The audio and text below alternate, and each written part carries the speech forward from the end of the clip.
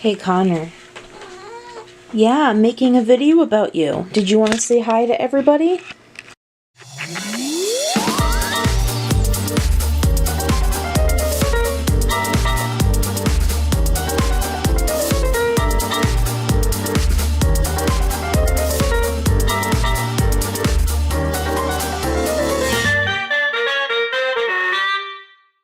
When watching a cartoon that you really like, I guarantee you that there's always going to be a moment that gets you emotional. Whether it be in a sad way or a happy way. There's always going to be a moment that sticks with you and that you'll remember fondly whenever that specific show is brought up. Regardless if it is written specifically to tug at your heartstrings or whether it resonates with you in a way that is unintentional from how it was written. A lot of shows that are generally meant to be a comedic series do this very well because you didn't have the time to anticipate and prepare yourself emotionally for what you're watching. A good example of this would be the Futurama episode Jurassic Bark, where it's revealed what happened to Fry's dog after he was accidentally cryogenically frozen. When it comes to Futurama, while it does have its emotional moments, for the most part it was a comedy series, which is why for a lot of people, they consider that to be one of the saddest episodes in cartoon history. A lot of people could relate to a sudden and tragic loss of a pet, and that was what could be found in this episode. And I'm sure this episode being a tonal shift from the rest of the series up until this point was probably a big contributor to the reason why.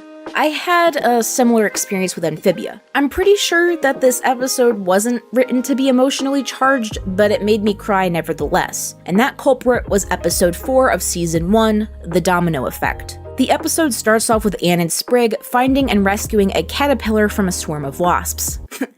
Get it?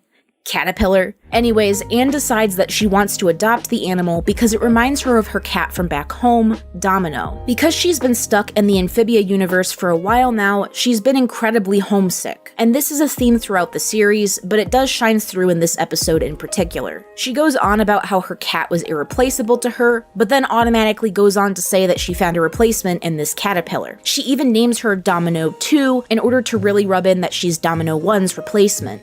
I love my cat more than anything in the world. She was irreplaceable, but now I found a replacement. Sprig doesn't think that this impulsive decision is a good one, but Anne is incredibly persistent on the topic. When they bring up the idea of adopting a pet to Hop Pop, he immediately tells them that they're not allowed to keep a pet for various reasons. But instead of listening to them, they keep Domino 2 in Anne's room as a secret. Sprig is still apprehensive about the whole adopting a wild animal thing, especially considering that Domino 2 is exhibiting troubling behavior, such as biting on and tasting his leg. But Anne insists that she knows cats because of Domino 1 and that it isn't something that he needs to be worried about. And, against his better judgment, Sprig helps Anne sneak the newcomer into their house. However, the next morning it's revealed that Anne and Domino 2 had a less than joyous first night. The little caterpillar managed to wreck a lot of Anne's room and even scratched up her face. She claims that she just needs time to adjust and that this behavior is normal for a stressed out cat in a new situation. And while that is true for a lot of adopted animals on their first few nights, this problematic behavior continues throughout the day. She continues to try to eat the Plantar family, and Anne turns a blind eye to it outside of preventing her from going through with her murderous intent. However, it becomes rather obvious quite quickly that this animal is far from harmless as much as Anne wants to believe it. Hop Pop finds out about their unwelcome guest and identifies it as a coastal killer pillar, which is an incredibly deadly amphibivore. Domino 2 metamorphoses into a moth-like cat monster and begins to hunt down and chase the Plantars since amphibians are the main source of her diet. Anne manages to get Domino 2 to leave by throwing Domino 1's mouse toy off the cliff and away from Wartwood. The coastal killer pillar leaves its residence in peace, disappearing into the woods. When Anne returns, she admits to the Plantars that she only wanted to adopt Domino 2 because she missed her actual cat back home. The adoption of the dangerous animal was a coping mechanism, and she didn't mean to put them in danger. Her actions were just misguided, and she was trying to deal with the loss in her own way.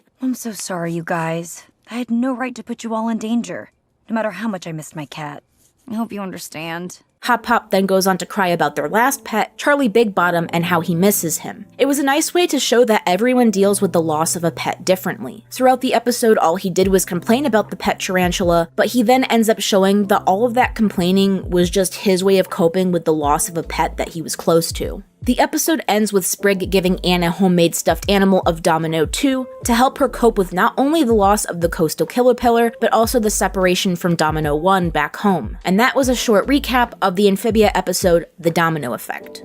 Now, you're probably wondering at this point, how exactly did this fun little episode make me cry? There didn't seem to be anything in it worth crying about. And yeah, I agree with you on surface level, but remember when I told you at the start of this video that regardless if it was written specifically to tug at your heartstrings, it may resonate with you in a way that it may not have been intended to? This was one of those cases for me. While it may not seem overtly upsetting, it hit me in a place that was still raw. In the summer of 2018, I needed to put my cat of 16 years down. Her name was Sparkles, and we were literally best friends for the majority of my life. I'm 23 now, and I had her since I was 5 years old. For context on how long we were together, 16 is roughly 70% of 23. So Sparkles was a huge part of my life for 70% of the time that I was alive. When we needed to put her down, she was very old and very sick. She had a lot of things wrong with her at that point, and the vet said that her quality of life, if we went ahead with treating her, would have been low and cruel. We knew that this was coming eventually. She had been struggling with hyperthyroidism the last few months, and she was starting to show her age in the way that she walked and carried herself. But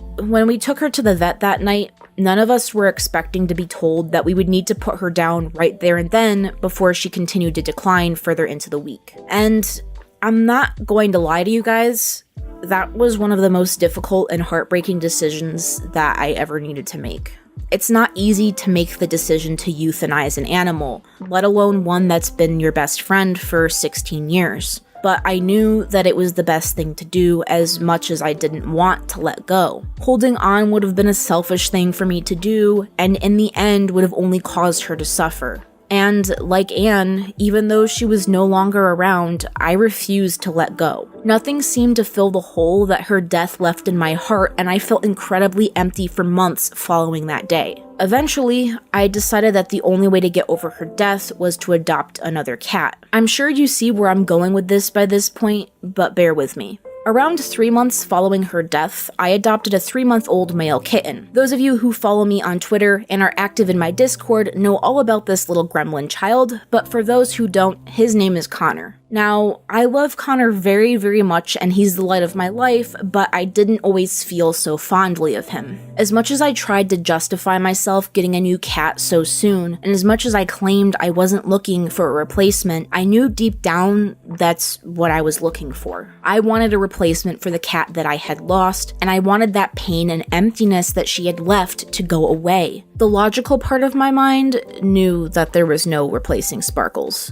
But the emotional side of my mind disagreed and wanted a quick fix to an injury that needed time to heal. So when I saw Anne vocally express that Domino 2 was a replacement for Domino 1, even though it was in a joking fashion, it reopened an old wound that had finally started to close. I wasn't viscerally affected at this point, but it was enough to get me thinking as I continued to watch the episode. It was only once Anne had started to admit to herself that Domino 2 was nothing like Domino that I had started to feel impacted by this episode. She was in denial for a lot of the episode, repeating that she knew cats and pushing any problematic and different behavior to the back of her mind in favor of pretending that Domino 1 was with her. Connor was never problematic with his behavior per se, but there were two things to consider here. Sparkles was 16 when she passed away, and so she had been mellowed out for the majority of my young adult life. Connor was 3 months old and was in a new place. He was very demanding for attention and would not leave me alone ever. Anyone who's ever had a cat knows how much of a difference there is in behavior between a kitten and an elder. It's a rather huge leap, and it certainly wasn't one that I was prepared for mentally. But it wasn't the boundless amount of kitten energy that was bothering me all too much. Although I was getting very little sleep because of his antics, that wasn't the problem. The problem was that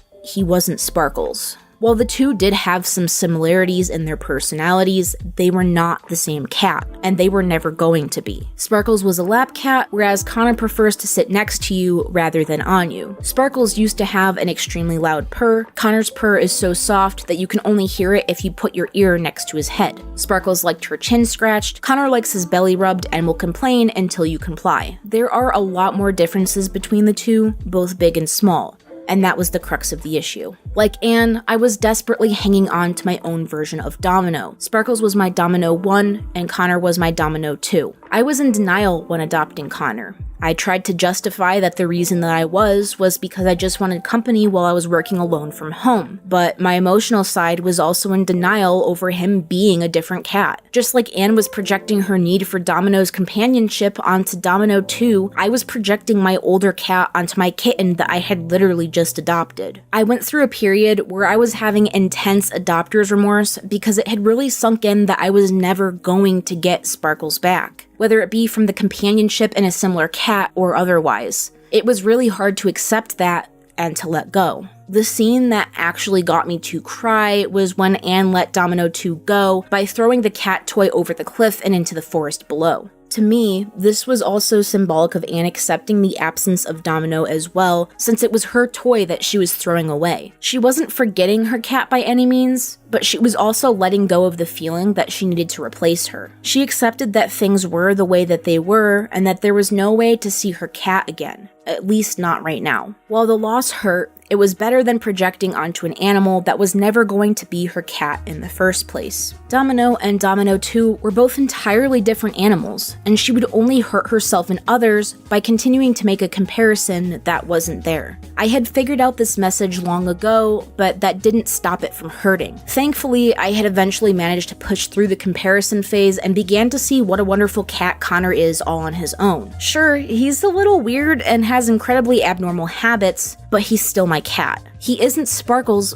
but that's okay. He's amazing the way that he is, and I wouldn't change him for the world. And I think that this episode, beyond the relation that I had with it, is important for younger viewers. Losing a pet isn't easy, but it's something that will eventually happen to you. Whether you lose them, need to get rid of them, or if they pass away from old age or a health implication. Loss is something that affects us all, and we all deal with it in different ways. We like to try to find ways around it, ways to quickly fix the problem and to avoid it. But there is no way to make the pain of loss go away overnight. It's a process, and the sooner you learn to accept your situation, the sooner you can begin to heal. I still haven't fully recovered from the loss of Sparkles, and I still have nights where I cry myself to sleep missing her. That pain will never fully go away, but over time it's become more and more dull. When you lose something, your first instinct is to find things to replace it. It doesn't really matter what it is that you lose, but some things just can't be replaced, and I think that's the message that Anne learns at the end of the episode. That constantly comparing things to her life back on Earth was only hurting her in the end, even if it provided her with temporary relief and comfort in the start. So yes, while this episode wasn't exactly Steven Universe levels of emotional, it still got me pretty choked up. I am interested in hearing what episodes and shows have made you guys cry though. I've found that experiences vary largely person to person, and that some pretty weird stuff has made people cry before. Drop your experiences below, even if you feel kind of silly for crying about it. And if you'd like to hear me cry more about this fictional frog family and their adopted human in the future, why not subscribe and hit that bell icon to get notifications of when I upload. Special thank you to my top tier patrons: Ambrose Rothwood, Brandon Nunes, The Lovely Ghosty, Lee Taylor, and Zachary Ansley. Because of people like them, I can continue to make content like this, and I hope to see you all in the next video. Have an amazing day, guys.